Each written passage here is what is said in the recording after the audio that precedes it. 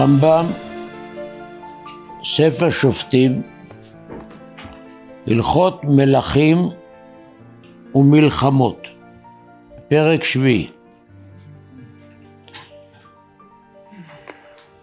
הלכה ט"ו. מי האיש הירא ורך הלבב? כמשמעו שאין בליבו כוח לעמוד בקשרי המלחמה. אתם שומעים? פחדן בעברית פשוטה. איש הירא ורך הלבב, אין לו כוח, אין לו כוח נפשי. אבל, אומר הרמב"ם, ומאחר שייכנס אדם בקשרי המלחמה, כשמתחיל הקרב, אתם שומעים, גם לזה יש הלכות. אין דבר בחיים, אין נקודה אחת בחיים שאין לה מיקום בהלכה, אין.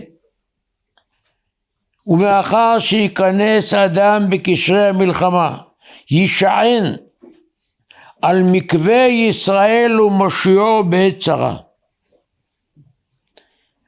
על הקדוש ברוך הוא. מקווה ישראל ומושיעו בעת צרה, וידע שעל ייחוד השם הוא עושה מלחמה. אתם שומעים נימוק חדש? על מה נלחמים? ייחוד השם, אנחנו עם השם. שיוויתי השם לנגדי תביט. כל המציאות של יהודי זה שם שמיים, ולכן יש לנו שם אלוקים בתוך המילה ישראל. ידע שעל ייחוד השם הוא עושה מלחמה, וישים נפשו בכפו. ישים נפשו בכפו פירושו יסכן את עצמו, סכנת חיים. אבל ולא יירא ולא יפחד. לפני שיוצאים למלחמה, הכהן היה פונה אל העם, לא הגנרל ולא הרמטכ"ל ולא מלך, אלא האיש הרוחני. הוא אומר להם, אסור לכם לפחד, ולא יחשוב לא באשתו ולא בבניו, אלא ימחה זכרם מלבו, ויפנה מכל דבר למלחמה. אתם שומעים?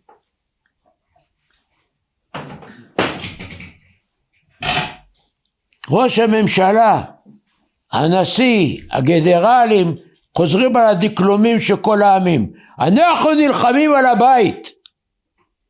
אומר הרמב"ם, לא, חד ושלום, לא נלחמים על הבית. ימחה את זכר אשתו, את זכר ילדיו, כל העולם כולו, אבל הבולים. אז על מה נלחמים? ייחוד השם. ייחוד השם, כמו לולב, כמו סוכה, כמו תפילין. אף אחד שמניח תפילין לא חושב על אשתו, ולא על הבית, ולא על אף אחד. שם ייחוד קודש בריחו ושכינתי, כל אחד אומר. גם המצווה הזאת של מלחמה, זאת מצווה. לשם ייחוד השם, אתם שימחה. ויפנה מכל דבר למלחמה. וכל המתחיל לחשוב ולערער במלחמה, הוא מביא את עצמו. אם אדם מה יהיה, ואולי הוא ייהרג, והילדים שלו יישארו יתומים, ואשתו תישאר אלמנה, והיא תבכה, והסבא שלו יהיה אב שכול, אוי ואבוי. כל המתחיל לחשוב ולערער במלחמה, הוא מביא לעצמו, עובר בלא תעשה, שנאמר אל ירך לבבכם, אל תראו, ואל תחפזו, ואל תרצו בפתיהם. אתם שומעים? לאו דאורייתא. אם האדם מכניס לעצמו פחדים, ומה יקרה, ואם יהיה, לאו דאורייתא. ולא יודע לה, שכל דמי ישראל תלויים בצווארו. אם יהיה כישלון, אם החבר שלו גם יתחיל לפחד, כתוב בתורה, ולא ירח לבבו. ולא ימיס לב אחיו כלבבו. אתם שומעים איזה אזהרה? כל דמי ישראל תלויים בצווארו, אם יקשה לקרב אתה השם. הפחדים שלך הרסו את הקרב. ואם לא ניצח ולא עשה מלחמה בכל ליבו ובכל נפשו, ראה כמי ששפך דמי הכל, כמו שהוא אשם עכשיו בכל ההרוגים וכל הפצועים. ואם לא ניצח ולא עשה מלחמה בכל ליבו ובכל נפשו, בכל ליבו ובכל נפשו פירושו בלי פחד, בלי בורא, בכלל בלי לחשוב על זה. לא אשתו, ילדיו, לא מולדת, לא כלום. ייחוד השם. אחרי זה כמי ששפך דמי הכל, שנאמר ולא ימס את לבב אחיו כלבבו. והרי מפורש בקבלה, בדברי הנביאים, ארור עושה מלאכת השם רמייה, וארור מונע חרבו מדם. להילחם בכל הכוח. וכאן מגיע הדבר הכי חשוב, אבל הכי חשוב. והרמב"ם לא עשה את זה בכל 14 ספרים שלו, ורק כאן. כל הנלחם בכל ליבו, בלא פחד, ותהיה כוונתו לקדש את השם בלבד, לא אשתו, לא ילדיו, לא מולדתו, לא כלום. מובטח לו שלא ימצא נזק ולא תגיעו רעה, ויבנה לו בית נכון בישראל, ויזכה לו ולבניו עד עולם, ויזכה לחיי עולם הבא.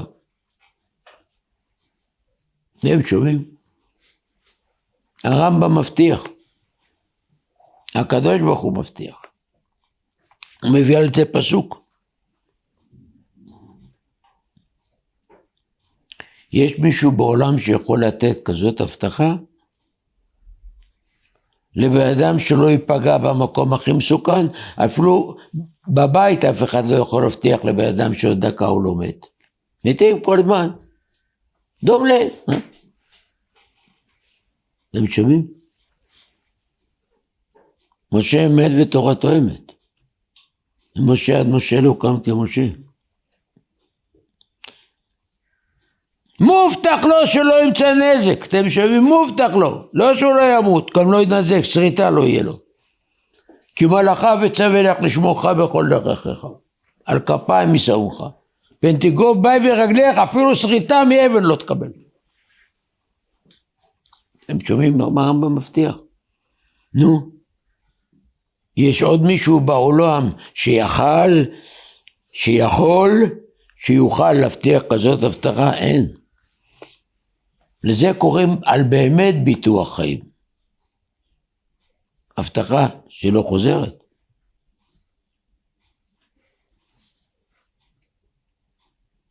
ולכן אסור לשמוע, לא בכל ביבי, לא גנרלים, לא כולם להילחם על הבית.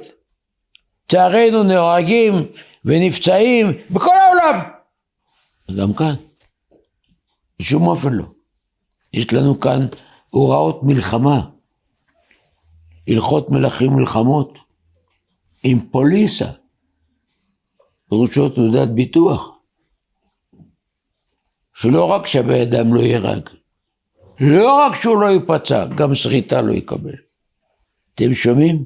שלא ימצא נזק ולא תגיעו רעה. יבנה לו בית נכון בישראל. לכן זה המסר שלי, לא שלי, של הרמב"ם, לא של הרמב"ם, של בורא עולם. לא לפחד, בכלום. והבוטח בהשם חסד יסובבנו. ואמרו חז"ל, לא כתוב צדיק חסד יסובבנו. אפילו רשע, ובוטח בהשם לא יקרה לו כלום. אפילו רשע, ובוטח בהשם לא יקרה לו כלום. וכאן מישהו סיפר לי על אישה אחת באחד מהקיבוצים שנפגעו, והיא שמעה שבאו הערבים, שבאו הרוצחים, ואמרו לה בטלפון, והיא תשבה בחדר, היא לא אישה מאמינה. אבל כנראה שכן, אולי יהודים מאמינים. גם אלה שאומרים שלא מאמינים. תאמינו לי, מאמינים. היא ישבה על המיטה 7 שעות, ואמרה, השם שומר עליי, השם שומר עליי. השם שומר עליי, ככה, לא גמרה לדבר, דקה. והיא שומעת אותם בחוץ, והיא שומעת אותם יורים, ככה היא סיפרה. והיא שומעת אותם רוצחים, והיא שומעת אותם נכנסים לתוך הדירה שלה, והיא לא מפסיקה לרגע אחד. השם שומר עליי. ומוזר, את הדלת הזאת לא פתחו. אחרי 5 שעות, החליטה לצאת. היא פותחת את הדלת, היא רואה בחצר, מסתובבים הרוצחים האלה. מה היא חזרה לחדר? המשיכה להגיד, השם שומר עליי. עוד 2 שעתיים. אחרי 7 שעות, ראתה מרחוק, כבר הגיעו חיילים, רצה להם, ככה ניצלה. ככה היא סיפרה האישה הזאת. אבותיה בהשם. והתנאי הראשון, תוציא את הכל. אתה לא נלחם על הבית, ולא בשביל המדינה, ולא בשביל האישה, ולא בשביל הילדים. אלא מה אומר הרמב"ם? על ייחוד השם. וישים נפשו בכפו ולא יירא, ולא יפחד. וידע שעל ייחוד השם הוא עושה מלחמה. והדבר הורחב, אני לא אכנס על עכשיו, אולי פעם אחרת. בעומק הדברים בספר מורה נבוכים, בסוף ספר מורה נבוכים, ביאר זאת הרמב"ם, בייחוד. אתם הדבקים בהשם אלוקיכם חיים כולכם היום.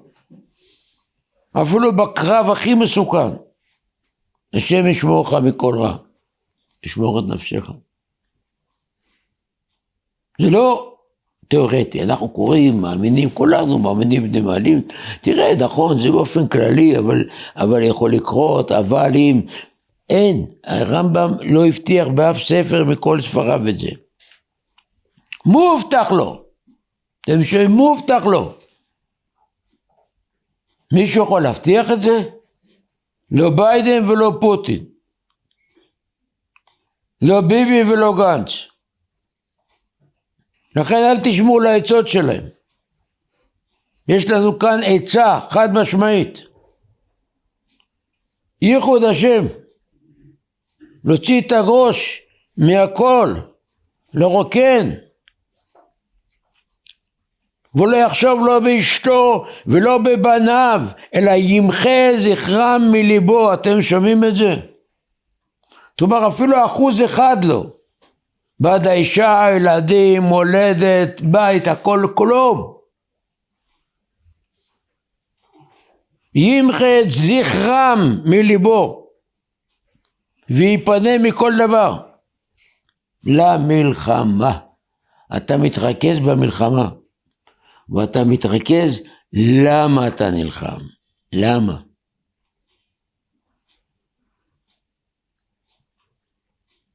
וכל המתחיל לחשוב ולערער במלחמה, על מה?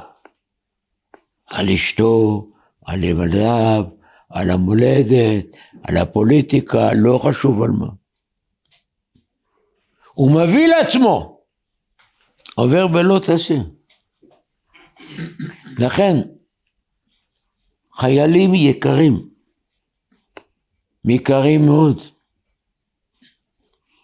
חז"ל אמרו, חביבה נפשם של ישראל אצל הקדוש ברוך הוא. כי בנים אתם לשם אלוקיכם. ולא סתם בנים, אלא אומר פסוק, בני בכורי ישראל. הקדוש ברוך הוא אוהב אתכם. את כל אחד מישראל. אמר המגיד ממזריץ', גדול תלמידיו, ממשיך דרכו של הבעל שם טוב. הלוואי ואני הייתי אוהב את הצדיק הכי גדול, כמו שהרבי שלי, הבעל שם טוב, אהב את הרשע הכי גדול. וגם האהבה של האדם יהיה מה שיהיה, הכי גדול, לא מגיע ל0 נקודה מאהבת השם. אהבתי אתכם, אמר השם. ואוהב את יעקב ואת עשיו שנאתי. אהבתי.